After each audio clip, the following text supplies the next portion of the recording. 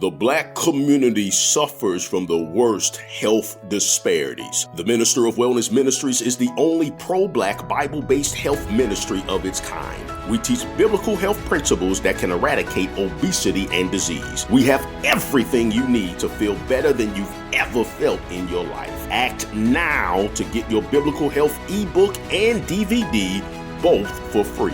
TheMinisterofWellness.com, TheMinisterofWellness.com.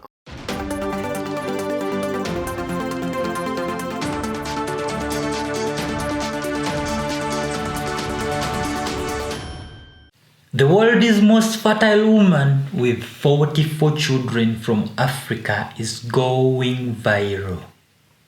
Mariam Nabatanzi from Uganda gave birth to her first set of triplets when she was just 13 years old, and after her husband walked out. She has been raising her massive brood alone. Married at the age of 12, Mariam spent 18 years of her life upholding to the Bible verse Genesis chapter 9-7, which reads, "As for you, be fruitful and multiply. Populate the earth abundantly and multiply in it."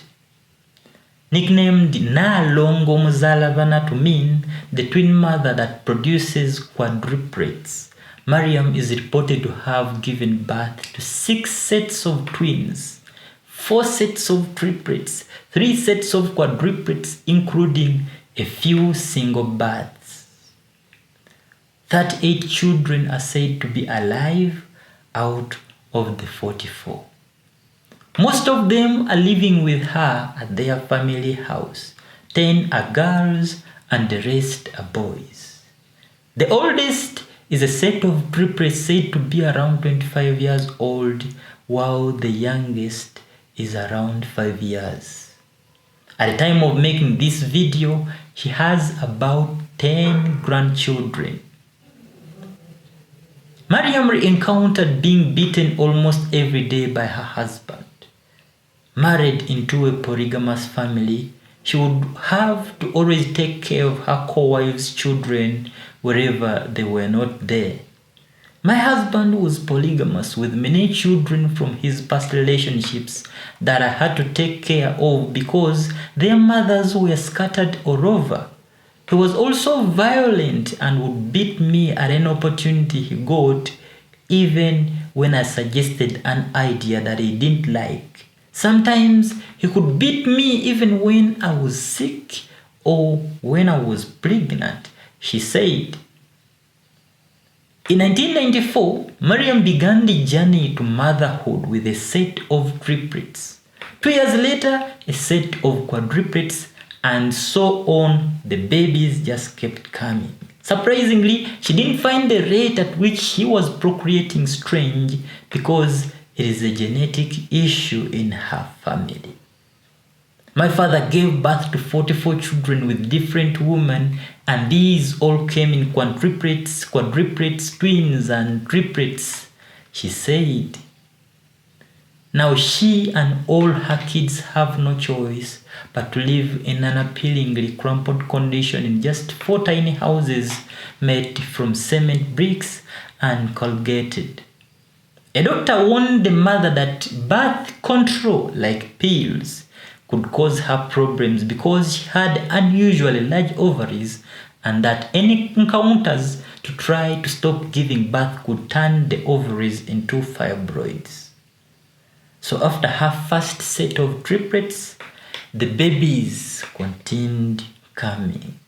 The babies just kept coming. Ugandan families are often large, with women having 5 to 6 children on average. This is one of the highest birth rates in Africa, but even these standards, Mariam's family is enormous. At just 23, Mariam had 25 children and desperately begged the doctor for help to stop her from having any more. But once again, the professional's advice was that she should keep getting pregnant because her ovary count was so high, and therefore any encounters to stop her would mean the ovaries would turn into fibroids.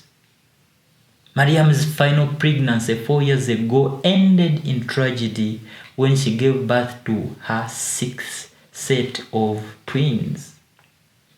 One of the babies died while she was in labor, and then her husband, who would often live for weeks on end, now left her for good.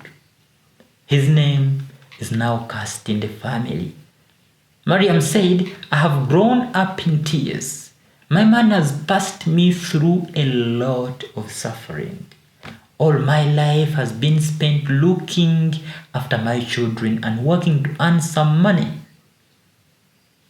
Dr. Charles Chugundu, a gynecologist at the Mulago Hospital in Kampala, Uganda, said her case is a genetic predisposition of hyperovulation, which is releasing multiple eggs in one cycle, which significantly increases the chances of having multiples.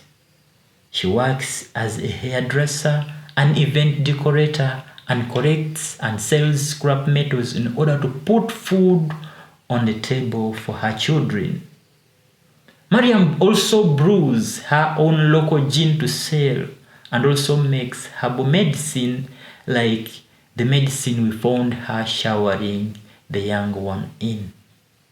And she is determined her surviving children will have the very best start to life, with most of her wages going on food, medical care, clothes, and school fees.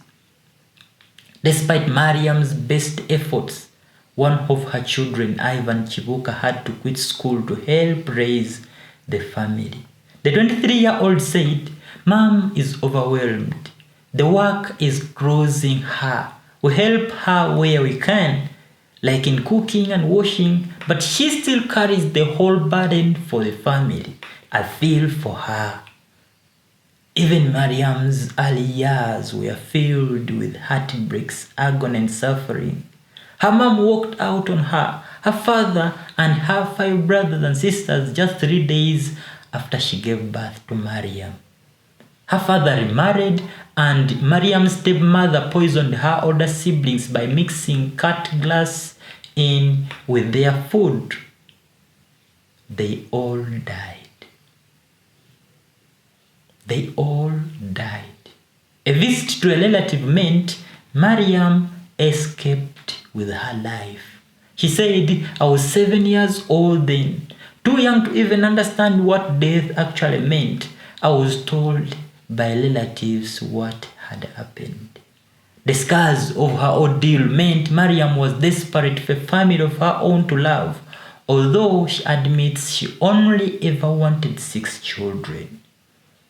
Her youngsters have to make the best of what she manages to provide as a single parent. Metal bunks, beds with thin mattresses are where the 12 of her blood sleep in one small room with walls caked with grime. Others have to share mattresses on the floor, while some of the children are forced to sleep in the dirt because there is simply no space.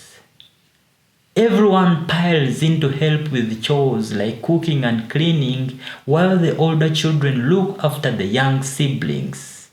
Each day, Mariam uses 25 kilograms of maize flour to ensure her family and children have enough to eat.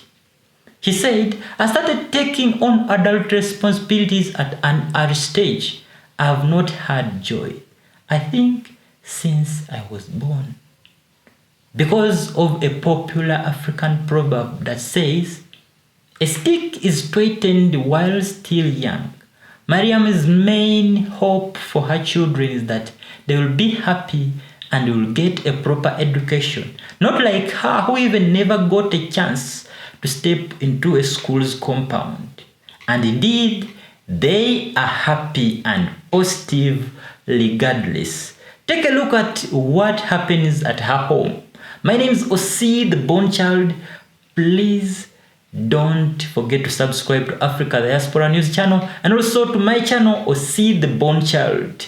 Please enjoy what happens at Mariam's home.